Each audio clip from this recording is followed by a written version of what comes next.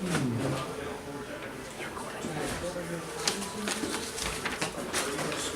going to scoot over here so you can kind of.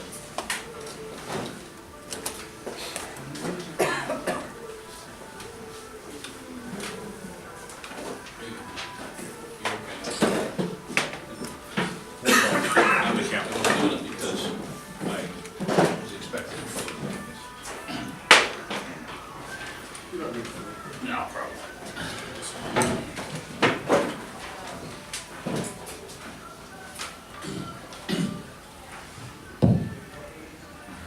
Hello and welcome everyone. It's again Thursday night here in Worcester. So it is our free education event. So, without further ado, if I could have everyone be upstanding, and if DJ could please lead us in the Pledge of Allegiance.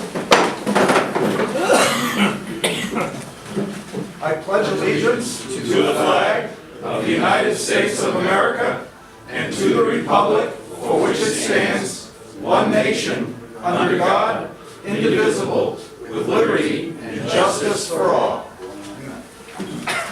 All right, ladies and gentlemen. Normally we do things a little differently. Today we are going to front load our announcements. So, we have a few people who want to speak to us about important issues before we get to the actual meat of the debate.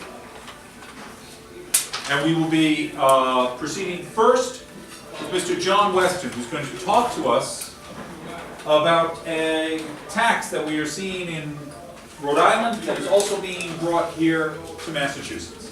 Close the border. Yeah. Well, first of all, I'm sure a lot of you remember our previous governor, Minnie Duvall. And if you remember, he pushed for two things in the last couple years of his reign in his empire.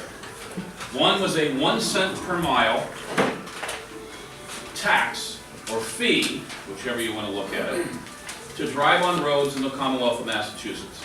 And of course, everybody said, well, how are you going to do that? First of all, he proposed every motor vehicle that was in Massachusetts, and I don't quite know how you were going to tax people who weren't from the state, but then it became just people who worked in the state.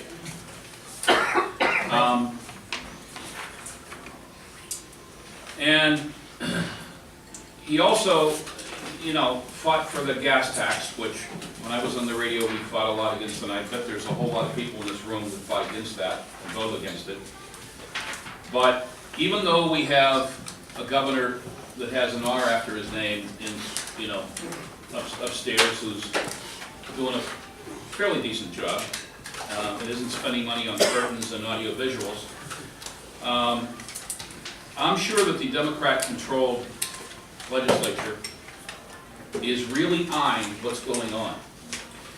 If you go back to 2012, 13, and 14, the Mass Turnpike Authority put out all this really great news on how they're going to eliminate toll collectors. Of course, everybody in the room goes, oh yeah, get rid of those bumps. Have you ever seen a political hack get laid off? Nope. Let's really be honest. Okay. So, they have done a few things like if somebody retires, maybe they don't replace them for the first 6 months, and then of course then they put somebody else in, but they want to be able to save people. Okay. So, this new thing that's going on in Massachusetts and Rhode Island is going to have dramatic effects on the economy in Massachusetts. It's probably going to cripple Rhode Island. It's going to increase the cost to every single business. It's going to increase the cost to every single thing that you buy, unless the guy who made it for you lives next door to where you live. And I think that this is something that you need to contact the Rhode Island DOT, the Massachusetts DOT, and all your elected officials here in Massachusetts and talk about it. Now, it does sound great, again, to get rid of the toll collectors, but I'm just going to give you, I'm going to jump ahead and then I'm going to come back. Since you live in this area, you may know that you can pay for your electronic toll collecting device in Auburn. And if you've ever been there, you notice there's a pretty good sized office complex tucked in this little corner that nobody really knows it's there unless you go down to pay, put money on your Easy Pass. You know what that building really does? Half of it, I should say. You know, and if you notice, there's a lot of state police cars around there all the time, which I can't quite figure that out because there's not a state police barracks there. But that building really does, it houses at least 40 people that scan over 1,000 license plates a day who did not pay their tolls in Massachusetts. I'm wondering if those are toll collectors. Or when this program goes through, that will be their new job. It's like unbelievable. Now, again, I want to jump ahead a little bit, and then I'll come back.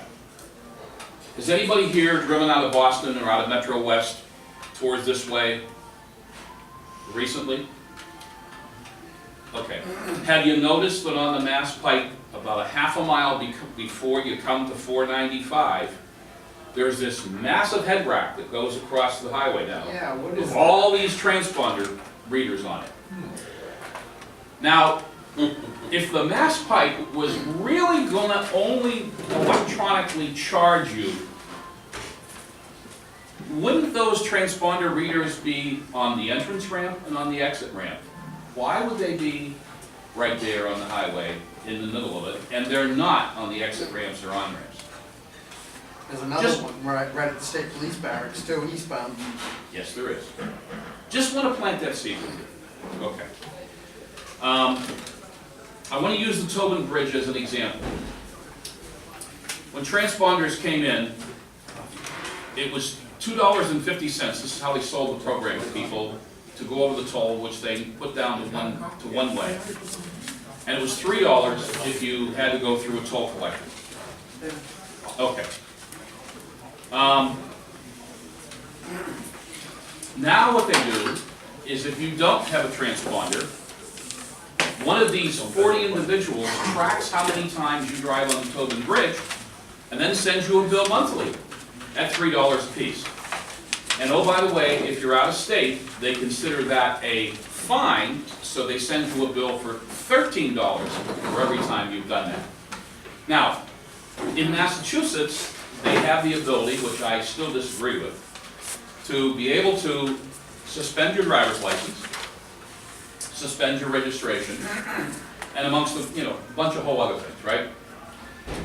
But if you live in West Virginia, or you live in South Carolina, or you live in Florida, or you live in Nevada, and you're driving a truck, and you go across that bridge, and oh, by the way, those tolls for the trucks are dramatically greater than what a car's paying, and somebody sends you a bill for X number of dollars because you didn't have a Massachusetts transponder, excuse my French, but I think you're probably going to say to Massachusetts. Now, there's no data anywhere that tells you how many people run the tolls and don't pay. I will tell you that going both ways, over the Tobin Bridge, current data, which I could find for 2015, stating 30 million vehicles go over that bridge. Okay? And recently they ran an amnesty program, and the state was shocked that they only got 20% of the people to send in the money that they owed. Well, again, because probably a lot of these vehicles are out of state and they just aren't going to pay it. I mean, you can't do anything to me, so why am I going to pay it? Okay. I'm going to go back to commercial vehicles.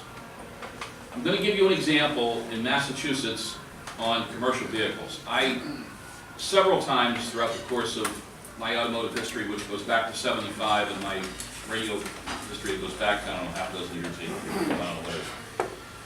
I worked with several legislatures to try to change the commercial plating of vehicles in the state. If any of you here own a pickup truck, and it is 10,000 GVW, you can put a passenger plate on it. It used to be it had to have multiple rows of seating, but now even if it's a regular cab pickup, you can put a passenger plate on it. Once it hit 10,001 pound, which means a Chevy or a GMC 2500 or 3500, it means a Dodge 2500 or 3500, it means a Ford F-250, 350, you have to go according to the GVW. Now recently, because of my hobby, I bought a dual-wheel pickup that has a 14,000 GVW. Guess what I paid for my plate for 1 year? Anybody know? Take a guess. At least twice. $240 for 1 year.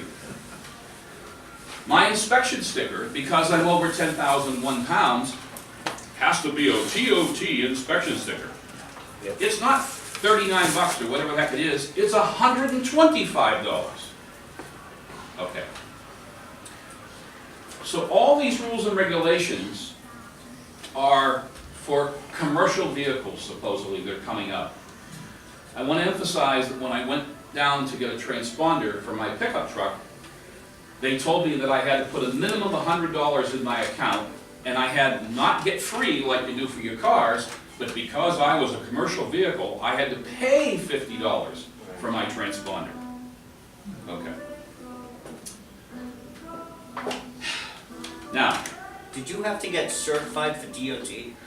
I used to drive, and because of my contract, I I had to actually get have a a health DOT. card in, okay, I'm operating as a private individual, not in commerce. I don't haul anything with my trailer other than something I own. So technically, I don't need it, but if I go past a way area and I've got a trailer and I got something on it, you better believe I better pull in and explain that. Right. Okay. And I do have a health card and all those things, Yeah. you know, but on purpose, I know I'm probably going over a lot of people's heads. The trailer that I recently bought was a 14.4 GVW, had it derated to 99.99, so my combined rate was 24,000, because at 26,000, you have to have a Class A commercial driver's license. Right. And then you pay ridiculous, and you pay the same money as tractor trailer. It's unbelievable. Okay. Now, I think if Massachusetts was going to be realistic about all this and not look for the way to gaff us, we would do what they did in New Hampshire.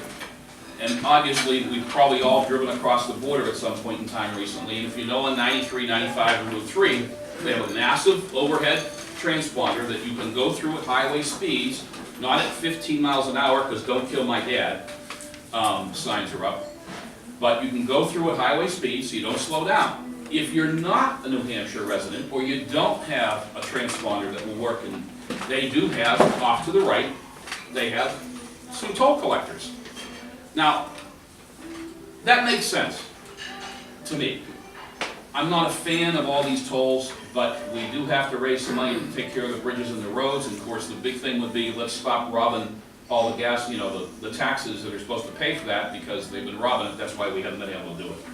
All right. So anyway, 2014, they had another big thing, and they announced that by 2017, all the tolls are going to be gone, all the collectors are going to be gone, yeah, they'll all be working in Auburn. And it's going to be wonderful. Well, again, I'm going to go back, is why is there a head rack in front of the State Police Barracks in Weston, and why is there one just before 495? Because those aren't exits. That's the main part of the thing. So here's my fear. One, they're going to regenerate that 1 cent per mile driven on certain roads. Two, they're going to increase, and they can say to you, well, this only affects certain vehicles. Well, once they have a computer program set up to only affect certain vehicles, they can just go in and go and keep changing it, lowering and lowering and lowering. Okay? So now let's get to Rhode Island. I have articles right here if anybody wants to see them. I'm more than glad to share. You can, if you go online and you type in Rhode Island proposed road tolls, the internet now explodes with it. I mean, I just in the last 3 or 4 days, and look how many pages I've got just off the first 2 or 3 things on the internet. Okay. Rhode Island's a pretty key state, as well as Massachusetts. They're kind of gateways into New England and part of Connecticut. And I'm sure Connecticut's really paying attention to this one. It is now proposed in Rhode Island that commercial vehicles, and that's how it was stated, will have to pay tolls to go over somewhere between 17 and 20 bridges in Rhode Island and drive on limited access divided highways. 146, Route 3, Route 6, 95, I-195. Okay. They are telling people, oh, we're going to have a limit of $20 a day per vehicle. Okay. From my commercial vehicle industry experience, which is vast,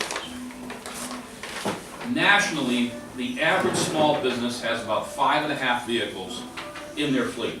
including the, you know, the owner's vehicle and then the people who work for him, okay?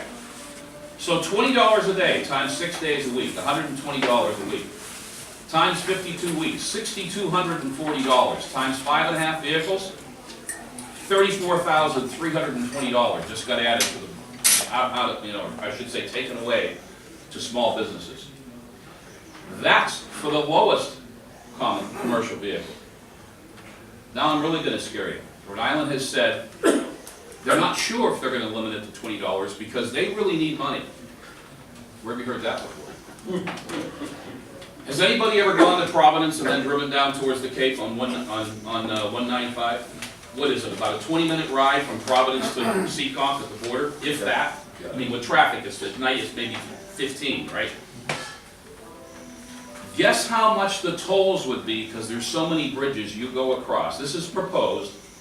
And guess how much the tolls would be to go from Providence to Seekonk, one way for commercial vehicles? Take a guess. I did tell somebody else, so don't say, but. I'd say $5. $40 to $50 for a 15 to 20-minute ride. Wow. It will become the single most expensive highway to drive on in the United States. I can't see Maybe that. even in the world. Now, to go border to border on 95, they're proposing $20 fee. Okay? But, let's say you're coming up from New York City and you're delivering widgets, doesn't matter what those widgets are, and you need to stop in Providence to deliver some widgets, but you're then going to go to Boston to deliver the other half of your load. So, you're on the highway, you pay your flat $20, you get off, you get back on, you pay your next $20, there's $40. This is really insanity, and I've got to suggest to everybody that you start paying attention to this, because New England is so small. Now, there also is a proposal that's will only affect Class 8 vehicles and higher, and I'll explain that to you. That's 33,000 GVW. Okay, so the small cab forward little box trucks that you see delivering produce and maybe seafood, dry cleaners, that wouldn't affect them. But your average medium duty truck with like a 16, 18, 20-foot box on it falls into that category in many cases. Now, at the amounts that I've been talking about, that's only for Class 8. So you can imagine when you get to tractor trailers, when you get GVWs of 80 and 100 and 110, or if they're doubles, 150,000 GVW, what those guys are going to pay. So, Rhode Island, the Trucking Association in Rhode Island, and the Trucking Association in Massachusetts are already banding together, and they've come up with paths on these proposed where these toll booths would be to, one, avoid those highways. So what's that going to do? They're going to put them on 2-lane roads, they're going to make more congestion, and there's going to be more accidents because people don't pay attention to big trucks. Okay, not to mention that revenue's going to go down dramatically. They're not going to get the, I mean, they think they're going to bring in, you know, $45 million on just on 95.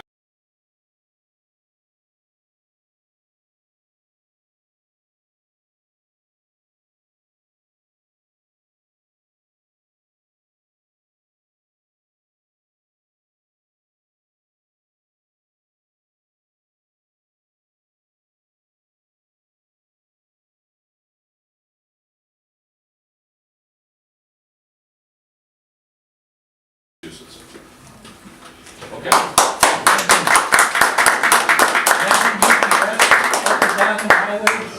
Thank you, John. This is an issue that is going on in Rhode Island. Our friend John Wiki has been fighting with this. This is something that is going to be, you know, their attempt to undo the fact that we won in question 1. You know, if they can't tax us one way, they'll find another way.